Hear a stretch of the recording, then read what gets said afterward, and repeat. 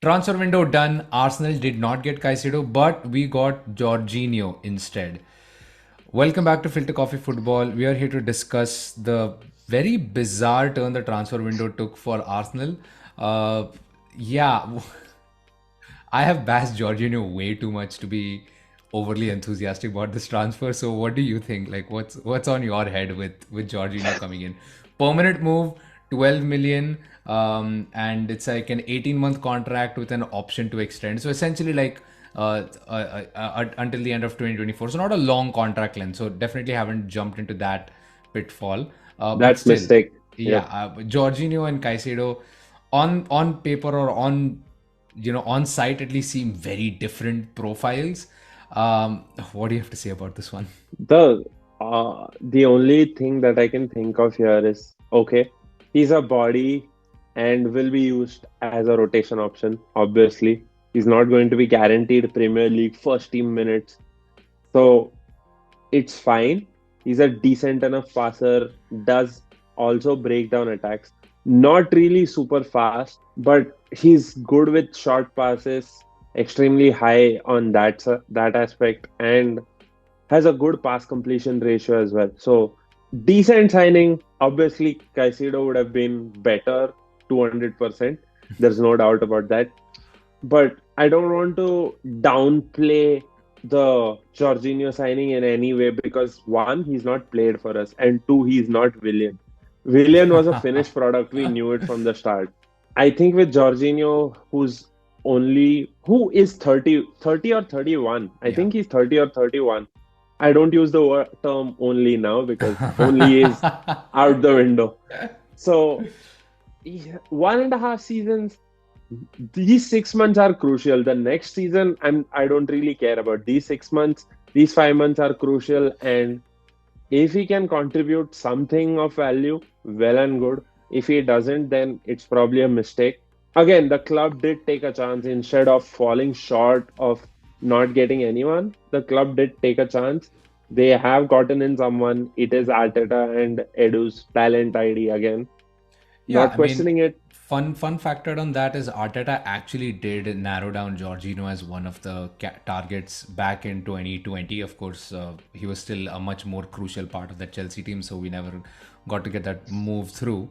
Uh, but you're right in that this seems like a very short term signing. This is spending just enough money right now to shore up that midfield area while still Correct. allowing funds for summer. And who knows, we'll probably go back in the summer for Caicedo or maybe Declan Rice. Um, Yes, that's the name I want to hear. I think the big positive on this one is he's easily still a huge upgrade on any of the backup options we have, right? Sambi is, of course, out on loan. Elneny is out injured. Vieira really can't fill that midfield holding sort of role anyway for us. And do we even have anybody else in that midfield to help provide any sort of decent cover?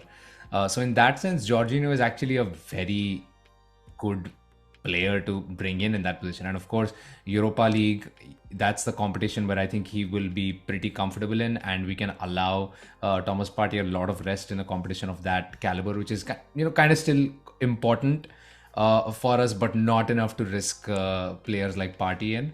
Um, and overall, I think the main thing I'm curious to see is whether Arteta actually changes tactics when Jorginho is in the team versus when Partey is in the team.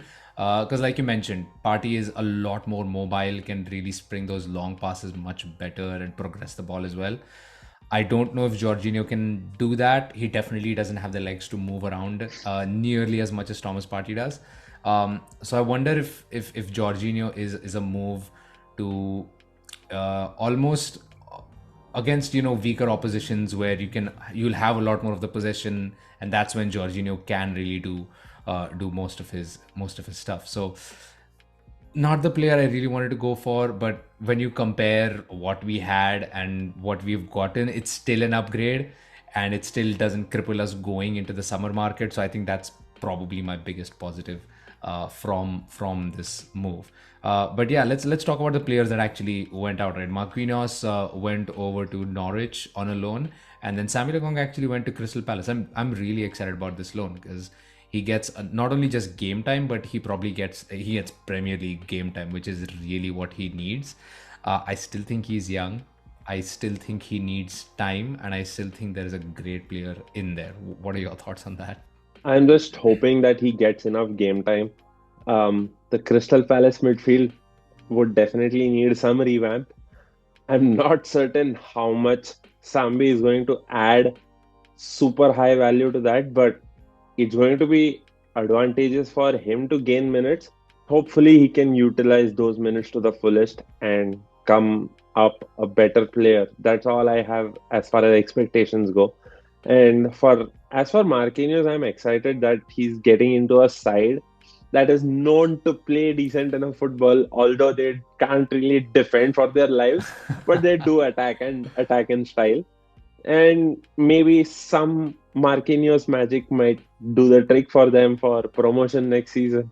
God bless. Yeah, fingers crossed. Overall, I think fairly underwhelming transfer window. I think Trossard is a fabulous signing. Jakub is obviously a more of a long-term sort of rotation option. Fresnada, I'm kind of honestly blanking whether that was confirmed or not. I don't think that No, eventually went through, it didn't go through, and which he still stays back. yeah, which is sad, but I presume at this rate we go back for him in the summer because everything was pretty much set and he was planning to go back on loan anyway. So fingers crossed that that move stays with us. And again, Jorginho, I'm not a huge fan of the move, but I get the utility of the player and I get the value that he can add to this team. So hopefully he helps us out and makes this a relatively easier pathway to get us to that Premier League title. Thank you so much for watching. Let us know your thoughts down in the comments Before below. we go, two Yeah. things. Cedric to Fulham, good luck to him. 6 months on loan. Also get some decent enough game time because we are fairly covered on the right back track. And best wishes for Mo Elneny. I think it's an ACL surgery, going to be out for at least 4 to 5 months. Hopefully, comes back stronger. And there is a rumor that Arsenal have triggered the 1 year extension. I wouldn't really be mad if they did, but sounds odd right now to be taking that gamble. I mean, Anyhow, that I think it's a mix of two things, right? One is obviously there's still a good player in there, so there is value to be had in selling him on. And B, I think it's just what you do as a club to support your player, right? Because nobody's going to want him yeah, coming in from an injury. So that's exactly. as a club, that is kind of what you should do is support that player and make sure that he has a livelihood while he's recovering from a fairly severe injury, and he'll probably be out for like at least 6 months, given that it's an ACL. So yeah, but yeah, thanks for bringing that up. But yeah, as always, please hit like, share, subscribe, and we will see you guys next time. Thank you. Bye.